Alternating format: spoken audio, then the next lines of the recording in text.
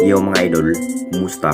Mandrek mga sports, sabi nga pala ating usapan, Barangay Ginebra confirmed si Stan is back to Ginebra at Maverick Hamisi matidrid na nga ba sa upunan ng Barangay Ginebra. Pero bago mo nga yan, kung bago pala sa aking channel, huwag mong kalimutang subscribe at i-click ang notification bell para like kang updated sa ating dito sa upload natin. So pagmathanda na nga rin ang upunan ng Barangay Ginebra ngayong season mga idol, dahil mas lalo pag pinai-improve ni Coach Tim ang bawat sistema ng ating Barangay Ginebra, talagang hindi na nga rin tulad ng dati na parang nangangapapa sa bawat laban.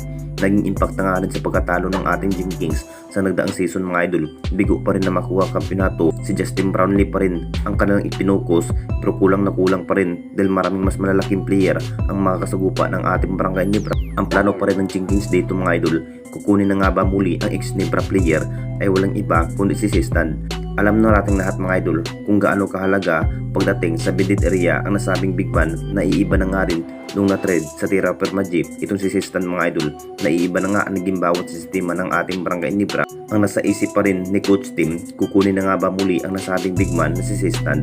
Nagiging impact na nga rin kapag makuha muli ang nasabing player mga idol na si Stan. Alam na nating lahat sa kakayanan ang nasabing big man mga idol. Siya na rin ang dahilan kung bakit napapalakas nga ang naging lineup nung nasa puder pa itong si Stan, na parang nahihinayan pa rin ang upunan ng Barangay Ginebra dahil kulang na kulang pa rin ang naging big man player ng Jing Kings. Si Stan pa rin ang napili bilang big man, pero decision pa rin ni Stan ang masusunod mga idol kung babalik pa nga ba sa kampo ng Barangay Ginebra. At dito na naman tayo sa isa pa nating balita. Maverick Hamisi ititrade na nga ba ng Barangay Ginebra, na parang matutuluyan na nga ba na matrade ang nasabing player na si Maverick Hamisi mga idol.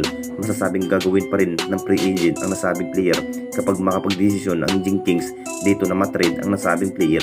Obserbahan pa nga rin itong si Maverick Hamisi kung maganda pa nga ba ang kanya naging laro. Talagang hindi na nga rin matutuloy ang balak ng Barangay Ginebra na matrade ang nasabing player.